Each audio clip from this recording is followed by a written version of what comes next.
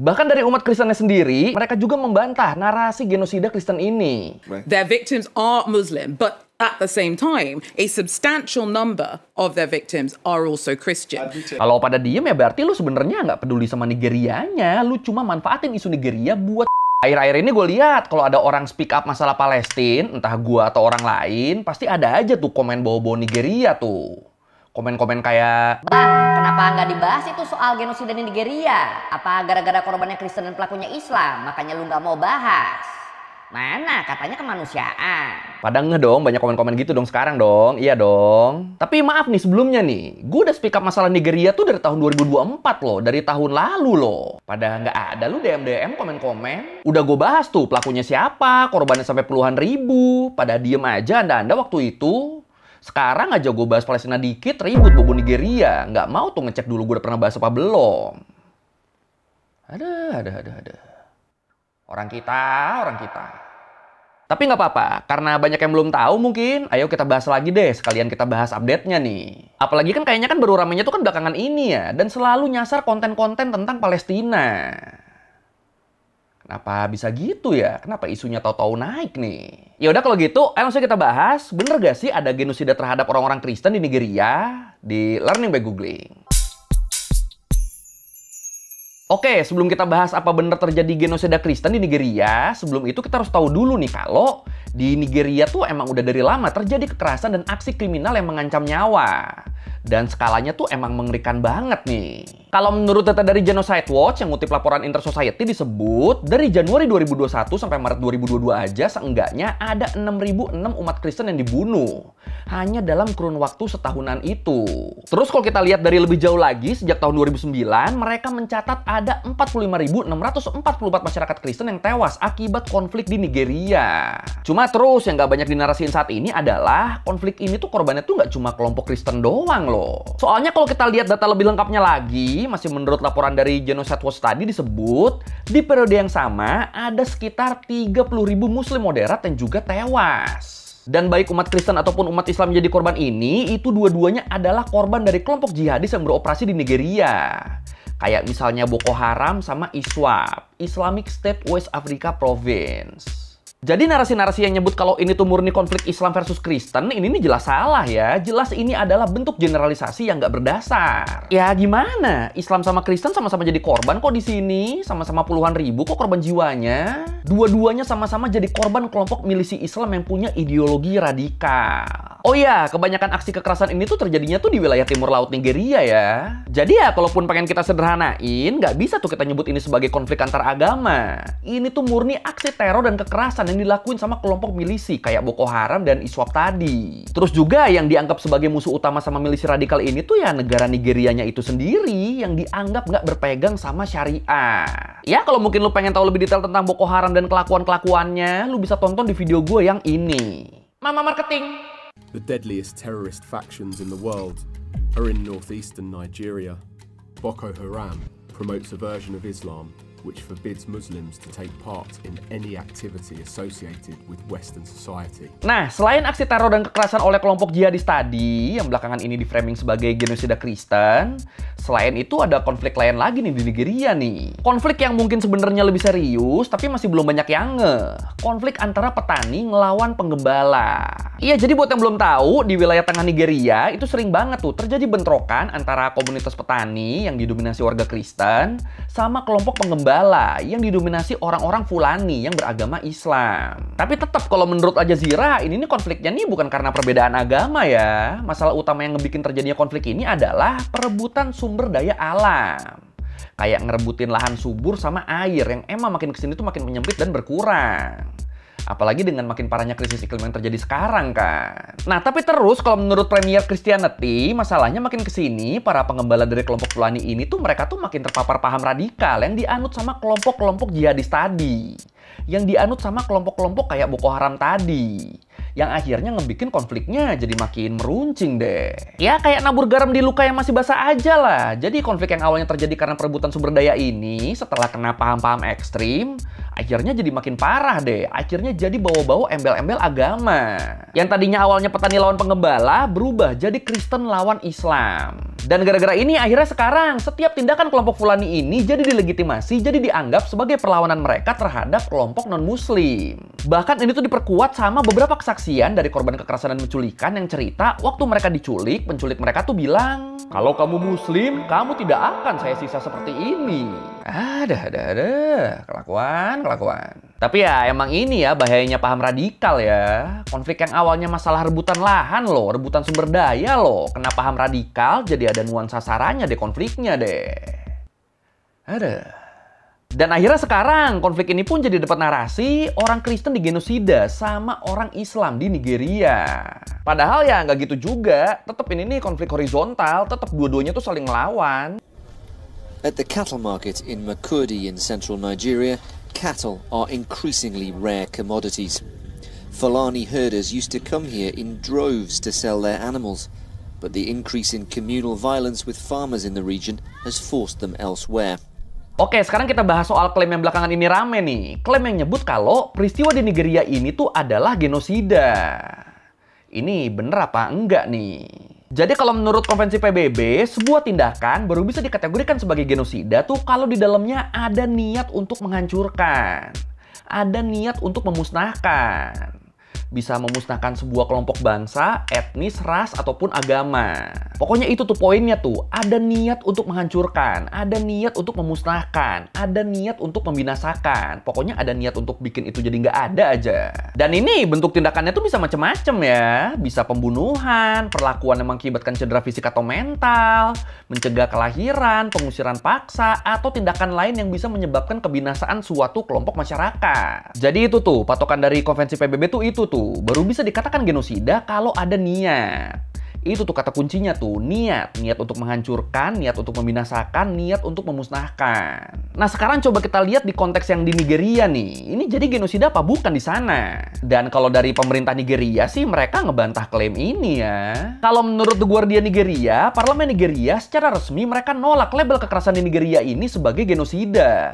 Setelah sebelumnya klaim ini keluar dari Senat Amerika Serikat. Dan gak cuma pemerintah Nigeria, banyak ahli hukum internasional juga mereka tuh gak setuju kalau kekerasan di Nigeria ini dikategorikan sebagai genosida.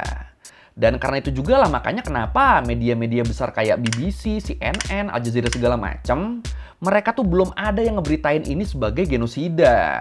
Yang ada tuh biasanya tuh beritanya tuh lebih ke konflik di Nigeria beserta korban jiwanya. Atau paling berita saling lempar klaim genosida antara pemerintah Nigeria sama Amerika. Tapi tetap tuh belum diberitakan sebagai genosida. Ya kalau kita kulik-kulik banget, ada sih yang ngeberitain itu. Tapi ya channel-channel berita yang amrik banget.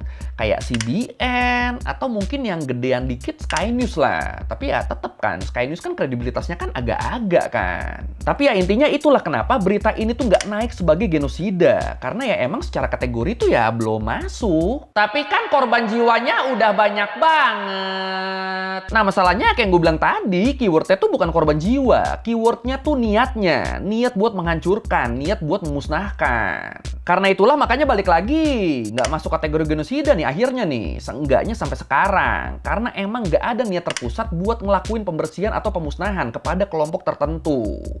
Atau dalam hal ini ke komunitas Kristen Nigeria.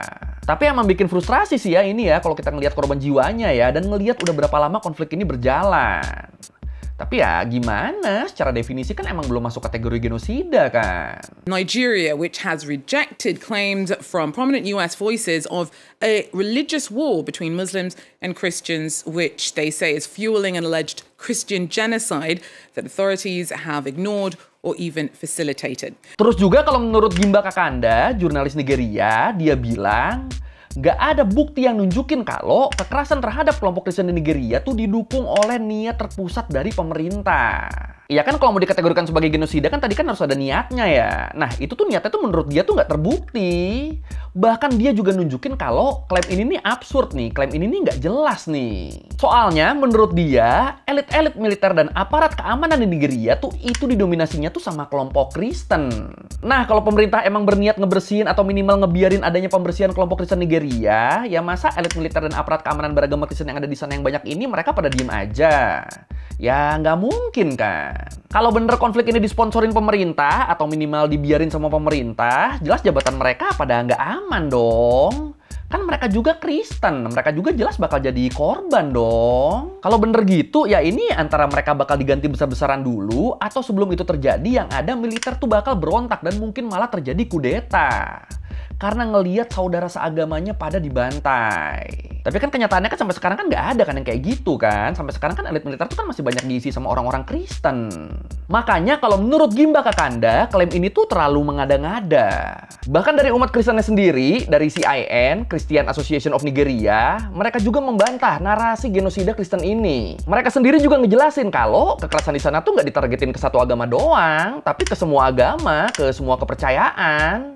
Gara-gara konflik keamanan lokal. Ini dari asosiasi Kristen di sana loh yang ngomong loh, dari mereka sendiri loh, dari umat Kristennya sendiri loh. At the same time, voices from the Christian community have for years made it very clear that they feel that their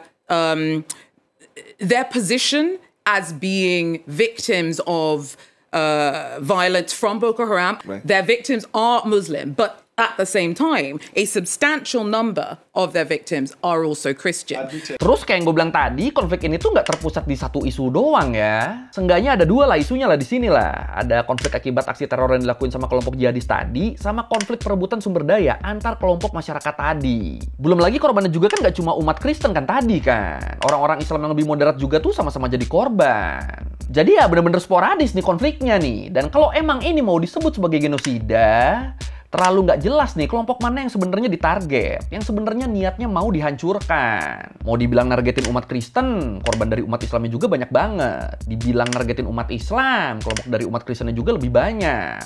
Jadi bingung kan? Makanya kalau mau dibandingin ke apa yang dilakuin Israel ke masyarakat Palestina, ya ini jelas beda secara kategori, walaupun sama-sama ngelakuin banyak pembunuhan. Kalau kasus Israel kan, mereka sebagai negara jelas-jelas menggunakan kekuatan militer yang mereka punya buat menghancurkan Palestina kan.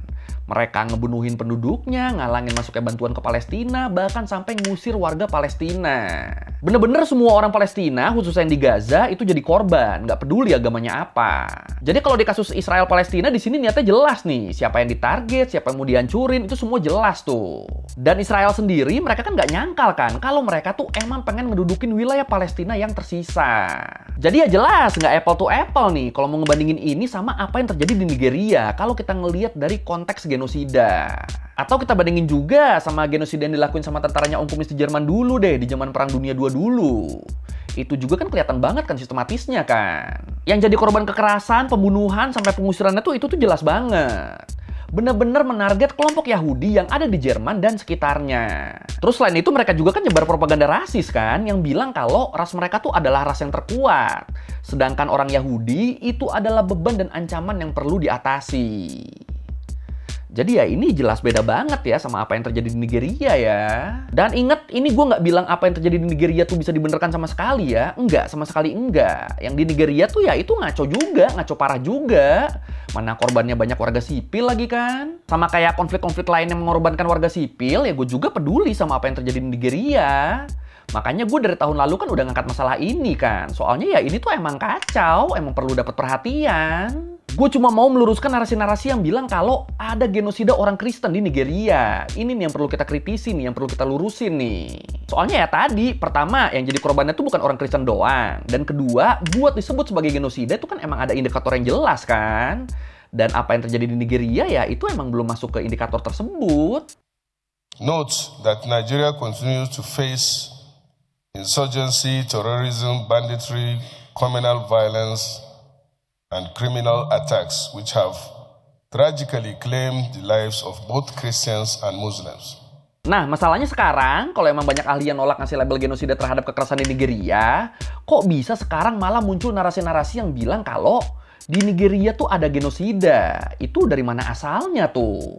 Dan ternyata kalau menurut analisa dari Marc-Antoine Perrault de Mongeau, ilmuwan politik, dia bilang narasi ini sebagian besar berasal dari kelompok-kelompok lobi politik Kristen evangelis dan sayap kanan di Amerika Serikat. Disebut mereka pakai figur-figur media, pakai buzzer kayak Bill Maher buat ngebawain narasi ini ke publik. Nah, kampretnya nih, nyebelinnya nih, tujuan penyebaran narasi kayak gini tuh seringkali tuh bukan murni buat ngebantu korban tuh, tapi lebih ke buat agenda politik mereka sendiri. Makanya mereka sering tuh melebih-lebihkan informasi atau memanipulasi data dan metode statistik. Bahkan pakai asumsi yang bias demi tujuan menciptakan narasi atau nuansa tertentu terhadap musuh politiknya. Sama mereka juga tuh suka pakai narasi whataboutism buat ngalihin isu. Whataboutism tuh apa? Whataboutism tuh intinya adalah salah satu teknik sesat pikir dan media propaganda yang sering kali dipakai buat melemahkan perjuangan. Kata-kata andalannya tuh selalu, Terus kalau yang ini gimana? ya kayak yang sekarang ini nih. Palestina mulu, terus itu Kristen di Nigeria dibantai gimana? Selalu kayak gitu tuh. Padahal kan kalau emang mau niat ngebantu kan bisa ngebantu dua-duanya kan. Kayak mungkin, Oh, abis Palestina ya, besok yang Nigeria yuk, bisa gitu. gitu kan. Tapi kan ini enggak nih. Selalu ngebandingin. Selalu kayak, Ah, lu Palestina mulu lu, ini Nigeria gimana nih? Kok nggak ngomong lu? selalu gitu kan. Dan gara-gara ini kan akhirnya bisa muncul kesan kalau orang-orang pro Palestina tuh hipokrit. Kesan kalau mereka tuh nggak memperjuangkan kemanusiaan, tapi cuma mementingkan kelompoknya sendiri. Cuma mementingkan Palestina doang dan nggak peduli sama apa yang terjadi di Nigeria misalnya. Jadi, lautan merah pendemo pro Palestina di Amsterdam ini, atau 500.000 orang di Spanyol ini, atau yang di Meksiko ini, dan sebagainya, itu jadi dipukul rata pada hipokrit semua tuh. Gara-gara speak up masalah Palestina, tapi Nigeria enggak. Ya, dibikin kesannya tuh jadi kayak gitu. Kalau di komen-komen kita tuh dibikin kesannya tuh jadi, ini orang-orang ini cuma peduli sama saudara seimannya nih. Padahal kan di Palestina kan nggak cuma orang Islam yang isinya ya. Orang-orang Kristen sama Yahudi juga tuh banyak yang jadi korban loh. Dan orang-orang yang banyak ini juga yang pada demo di Eropa ini, mereka juga kan kebanyakan kan non-muslim kan. Ya masa mau dibilang cuma peduli sama saudara seimannya, kan nggak masuk dong. Makanya narasi-narasi whataboutism gini tuh bisa jadi bahaya banget. Karena bisa melemahkan orang-orang yang lagi memperjuangkan kemanusiaan. Dengan membenturkan dan membandingkan konflik satu dengan konflik lainnya. Padahal kalau emang peduli, bisa loh diangkat dua-duanya loh, nggak perlu dibanding-bandingin loh. Makanya buat komen-komen dan DM-DM yang ngebandingin sama Nigeria terus, mending kita aksi aja yuk bareng yuk. Kita tunjukin kepedulian kita secara nyata yuk. Sumpah dateng gua. Kalau lu bikin aksi peduli Nigeria, selama lokasinya masih bisa gue capai, bakal dateng gua. Dan kalau lu butuh pertolongan juga, bakal gua tolong semaksimal gua.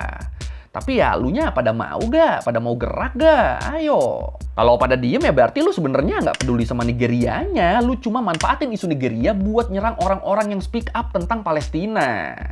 Lu cuma antek whataboutism doang tuh berarti tuh. Dan kalau emang lu bener gitu, kalau emang bener lu manfaatin satu tragedi buat ngerendahin tragedi lain, wah ya berarti lu sih yang rendah banget sebagai manusia. Kalau bener gitu ya, semoga enggak lah. Semoga. Jadi yuk, ditunggu yuk yang mau gerak buat Nigeria yuk. Tunjukin kalau lu tuh nggak cuma koar-koar di komen doang. Yuk, bisa yuk. Semangat. Jadi ya gitu ya soal kondisi di Nigeria ya. Emang ada kekerasan dan perlu kita kutuk. Dan sayangnya malah dimanfaatin sama beberapa pihak nih sekarang nih. Ya itulah, narasi-narasi genosida Kristen di Nigeria tuh sekarang tuh malah dijadiin dalih buat melemahkan perjuangan kita membela kemanusiaan. Ada. Bisa kok kita peduli dua-duanya, bisa kok, nggak perlu merendahkan satu sama lain, bisa kok. Jadi ya ayolah kalau emang peduli kita tunjukin bareng nih, jangan cuma komen nyinyir doang. Tapi kalau menurut tuh gimana nih? Apakah kekerasan di Nigeria tuh bakal bisa diselesaikan atau bakal makin parah dan akhirnya suatu hari beneran jadi genosida?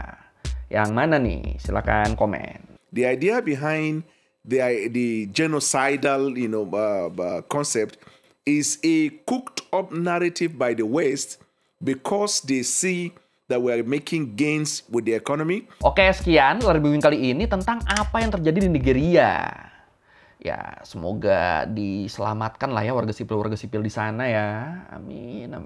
Ya, kalau merevisi kayak gue udah salah, atau lo mau nanya, atau mau video, bisa tulis di komen, kita juga biasa. Sekali lagi, thank you dan jangan lupa like, comment, subscribe. Bye.